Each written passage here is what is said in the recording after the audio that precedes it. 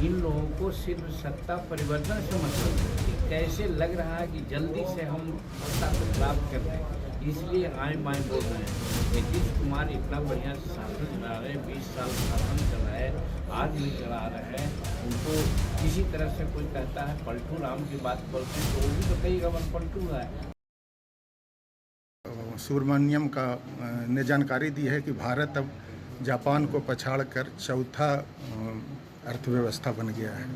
ये बात तो बहुत पहले से हम लोग को जानकारी थी कि चूँकि हम तो कहते हैं कि महागठबंधन के लोग या एनडीए के लोग का एक मुद्दा है कि प्रधानमंत्री हम होंगे, लेकिन एनडीए के लोग इसमें नरेंद्र मोदी जी हमारे नेता हैं, उनका मकसद यही है कि हम हिंदुस्तान को, भारत को कैसे विकसित राष्ट्र बनाएं, और इसका विजन है कि 2047 में हम लोग भारत को विकसित राष्ट्र बना देंगे। उसी क्रम में आज 11वां पोजीशन में भारत मिला था आर्थिक व्यवस्था के रिजल्ट में, आज चल रहे थे 5वां, और ये बात सही है कि जापान को पछाड़ के हम लोग अब चौथा हो गए। लेकिन इतना ही तक नहीं है, मैं कहना चाहता हूँ 2027 से 30 के बीच में भारत आर्थिक व्यवस्था में तीसरा पोजीशन आ जाएगा और 2047 में हम लोग विकसित राष्ट्रों में एक हो जाएंगे। तो ये तो नरेंद्र मोदी जी का विजन है, और जिस प्रकार से आर्थिक अनुशासन और सभी बातों को देखते हुए आज चल रहे हैं, आज उनका पराक्रम और भारत की जनता का माने समर्थन, जिसके चलते ये सारी बात संभव है।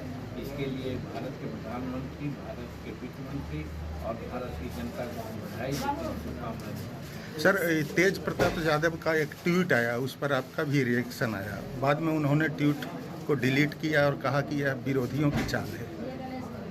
ये तो जांच का विषय है, लेकिन वास्तविकता ये है कि अगर उनके जो ट्वीट में आया है वो बात अगर नहीं रहती तो चंद्रिका बाबू एक लब्ध प्रतिष्ठित पॉलिटिशियन है, उनकी बेटी से उनकी शादी हुई और शादी को किस प्रकार से उन्होंने नकारा है, ये जग जाहिर है, कोर्ट में बात चल रही है। तो हमारा कहना है कि यदि ये बातें नहीं रहती तो फिर कोर्ट में जाने का और चंद्रिका बाबू की बेटी के साथ एक तरह से अत्याचार करने का क्या उचित है।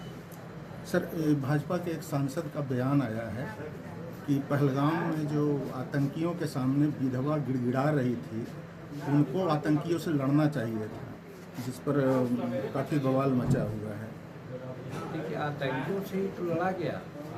भारत की सेना, भारत का नेतृत्व, भारत का प्रधानमंत्री पाकिस्तान के सिविलियन को कहीं कोई क्षति नहीं पहुंचाया है। एक और एक मुद्दा भारत का था कि हम आतंकवादियों से ही बात करेंगे और उसी से मारेंगे, और 11 जगह उनका किया गया अटैक और उन्हीं को बर्बाद किया गया, उन्हीं के कई एक नेताओं को मारा गया है। इसलिए यदि कोई व्यक्तिगत देता है वक्तव्य तो उसका कोई माने नहीं है।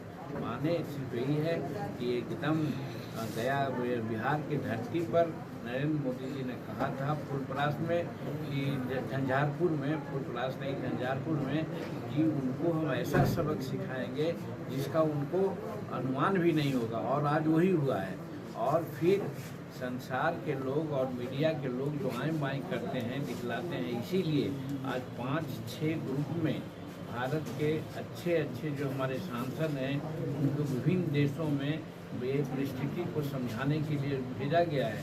कहने का मतलब कि पाकिस्तान के जनता से हमको कोई मतलब नहीं, भारत को कोई मतलब नहीं है, मतलब सिर्फ और सिर्फ आतंकवादियों का अड्डा और आतंकवादियों से है, जिस पर कि प्रहार किया गया है। और आज भी जो युद्ध विराम हुआ है इसी शर्त पर हुआ है कि हम किसी भी प्रकार के आतंकवादी एक्टिविटीज़ को नहीं बर्दाश्त करेंगे।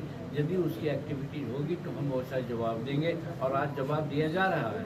इसलिए कोई एमपी या कोई व्यक्तिगत बात बोलते हैं उससे मतलब नहीं, ये राष्ट्रीय मुद्दा का मामला है और इसमें नरेंद्र मोदी जी का विजन एकदम साफ है।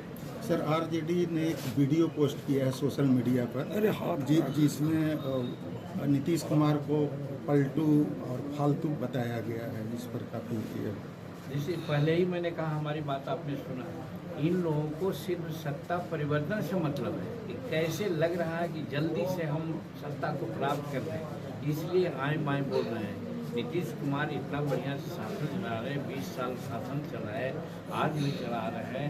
उनको किसी तरह से कोई कहता है पलटू राम की बात बोलते हैं तो वो भी तो कई गवन पलटू है। आज भाजपा की बात करते हैं, भाजपा से मिल करके सरकार वो लोग चलाए हैं, तो फिर अपने पलटू हैं तो दूसरे को पलटू क्यों कहते हैं।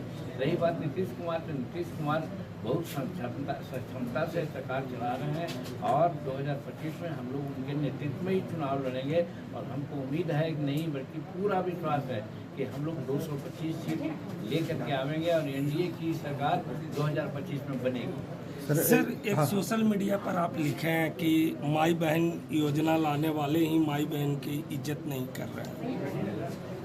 इसमें आप लोगों को कोई शक है क्या? आज जहाँ भी जाइए, आज हमारी बेटियों के साथ छेड़छाड़ करना, बेटियों के साथ अनेक प्रकार का अत्याचार दुराचार करने का जो मामला आता है उसमें अधिकांश उनके कार्यकर्ताओं के द्वारा ही होता है। तो जो अपने कुछ इस तरह की बात कर रहे हैं और एक ख्याली पुलाव बना के दिखला रहे हैं कि माई बहन योजना हम लाएंगे, वो बनेंगे तब ना, बनने का तो कोई सवाल ही नहीं है।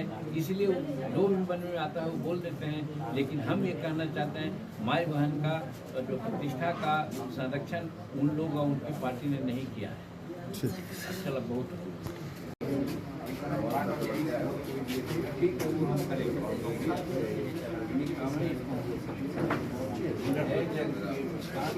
गणेश जी मोबाइल